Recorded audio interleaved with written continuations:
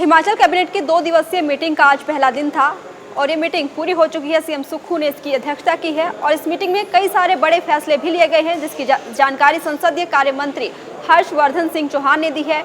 घाटे में चल रहे HRTC विभाग को लेकर भी बड़ा फैसला लिया गया है और साथ ही शिमला में कमर्शियल बिल्डिंग बनाने की भी बात कही गई है और भी कई सारे बड़े फैसले संसदीय कार्य मंत्री ने इसकी जानकारी दी है, आज की इस मीटिंग में लिए गए हैं। चलिए आपको बताते हैं। मैं हूँ HIV वायरस, नाम तो सुना ही होगा।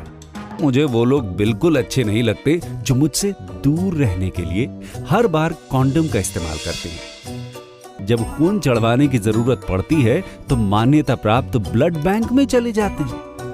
कोई बात नहीं, इन लोगों को अगर मुझसे दूर रहना है तो मैं भी ऐसे लोगों से दूर रहता हूं।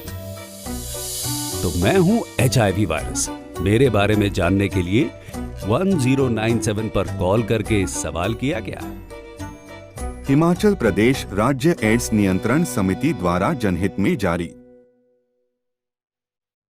लेकिन सबसे बड़ा मुद्दा ये था कि क्या रिटायर हो रहे कर्मचारियों की उम्र सीमा जो है वो बढ़ाई जाएगी, क्या इस पर भी बड़ा फैसला आज की इस मीटिंग में लिया गया है। आइए आपको बताते हैं। हिमाचल कैबिनेट की पहले दिन की कैबिनेट मीटिंग जो है पूरी हो चुकी है और संसदीय कार्य मंत्री हर्षवर्धन सिंह चौहान ने इन फैसलों की जानकारी दी है। राज्य चयन आयोग अब खुद भर्ती परीक्षाओं की फीस तय करेगा। साथ ही घाटे में चल रहे HRTC विभाग को लेकर भी बड़ा फैसला लिया गया है। सोशल मीडिया पर दिग्गज नेताओं की पोस्ट वायरल हो रही है, उस पर भी हर्षवर्धन सिंह चौहान ने प्रतिक्रिया दी है और साथ ही अंशकालीन कर्मियों को दैनिक भोगी बनाने की अब मंजूरी मिल गई है। शिमला में भी 14 और 17 मंजिल की कमर्शियल बिल्डिंग बनाई जाएगी। हिमाचल मंत्रिमंडल की बैठक खत्म हुई है, जिसमें वाइल्ड लाइफ विंग को शिमला से धर्मशाला शिफ्ट करने की मंजूरी मिली है।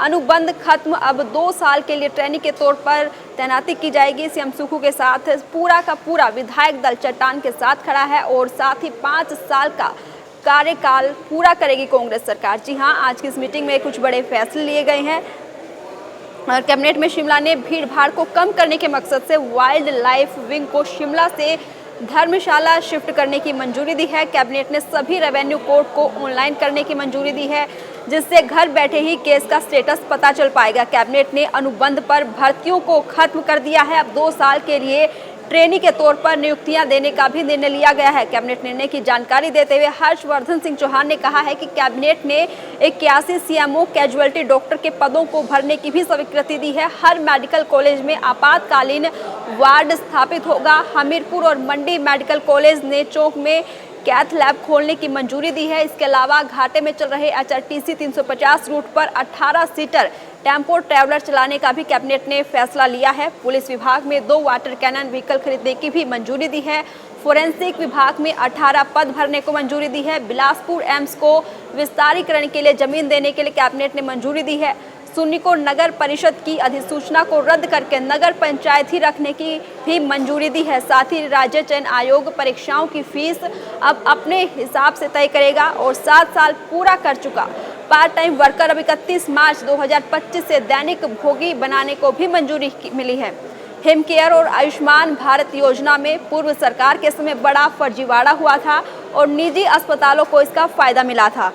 इन योजनाओं में पारदर्शिता लाने के लिए कैबिनेट ने विचार विमर्श किया है और गरीब को फायदा देने की भी योजना बनाई है। साथ ही सोशल मीडिया पर मंत्रियों की वायरल हो रही टिप्पणियों को लेकर हर्षवर्धन सिंह चौहान ने कहा है कि सरकार में सब कुछ ठीक है और सभी मंत्री आज कैबिनेट में मौजूद थे और पूरा विधायक दल मुख्यमंत्री के साथ चट्टान की तरह खड़ा हुआ है। और कैबिनेट में छोटा शिमला में 14 और 17 मंजिल ऊंची 2 हाई राइज्ड बिल्डिंग बनाने को भी स्वीकृति दी है। इन कमर्शियल कॉम्प्लेक्स का निर्माण हिमुड़ा करेगा। 230 करोड़ रुपए की लागत से बनने वाली आधुनिक सुविधाओं से लैस इन बिल्डिंग में कमर्शियल कॉम्प्लेक्स के अलावा 400 गाड़ियों की पार्किंग की भी व्यवस्था होगी और शिमला में लॉन्ग पार्किंग फ्लोर ओपन करवा सकेंगे। साथ ही कैबिनेट में 81 मेडिकल ऑफिसर के पद भरने को भी मंजूरी दी गई है। एम्स बिलासपुर के विस्तार को भी जमीन भारत सरकार को ट्रांसफर की जाएगी। एम्स बिलासपुर के चरण 2 और चरण 3 के अंतर्गत विस्तार के लिए मोजा चंगर प्लासिया में 21 बीघा भूमि स्वास्थ्य और परिवार कल्याण मंत्रालय भारत सरकार के पक्ष में निःशुल्क हस्तांतरित करने को भी मंजूरी दी गई है। कैबिनेट ने जवाहर नवोदय विद्यालय के संचालन के लिए चंबा जिले के राजस्व संपदा सरोल में 52-17 बीघा भूमि जो है स्कूली शिक्षा और साक्षरता विभाग शिक्षा मंत्रालय भारत सरकार को हस्तांतरित करने की भी मंजूरी दी है। साथ ही वन्य जीव विंग धर्मशाला शिफ्ट किया जाएगा। तो ये कुछ बड़े फैसले थे जो आज की कैबिनेट मीटिंग में लिए गए हैं, लेकिन सबसे बड़े फैसले जिन पर सबकी नज़र थी वो फैसले आज की इस मीटिंग में नहीं लिए गए हैं, जिसमें सरकारी कर्मचारियों की रिटायरमेंट उम्र बढ़ाने और साथ ही पेंशनर की कम्यूटेशन बंद करने पर भी फैसला लिया जाना था।